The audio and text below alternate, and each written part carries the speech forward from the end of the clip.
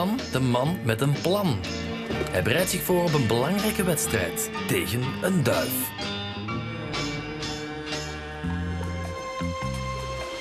Vandaag de wedstrijd der wedstrijden. Duif versus man. Ik ga hier in Gevrij een duif lossen.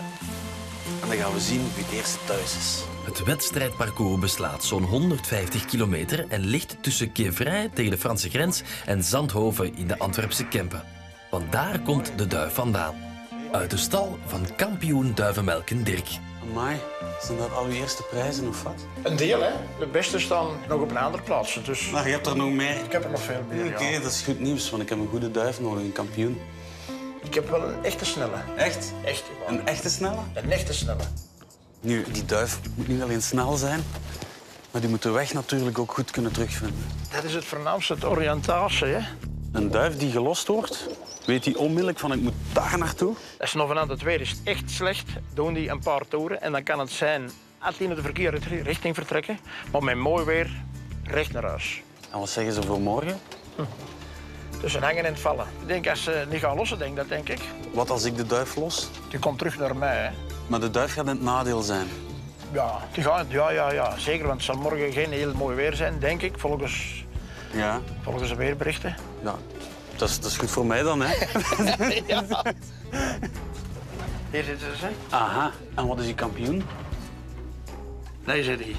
Die daar. Nee, dat is Freddy. Dat is...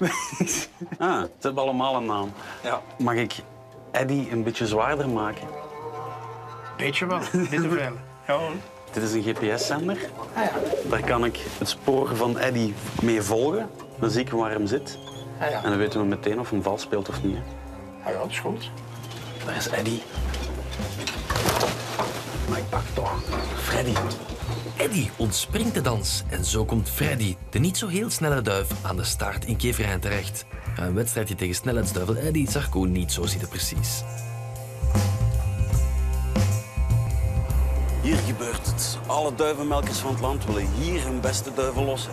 Die van Morkhoven bijvoorbeeld, Antwerpen, Hulshout, Heultje.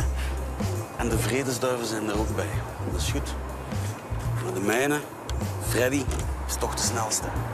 Koen en Freddy moeten nog even wachten. Het weer boven Vlaanderen is nog te slecht om een wedstrijd met alle duiven van start te laten gaan. Afgelast! Maar een plotse windvlaag zal daar dadelijk anders over beslissen. Oké, de duiven mogen hier nog niet gelost worden.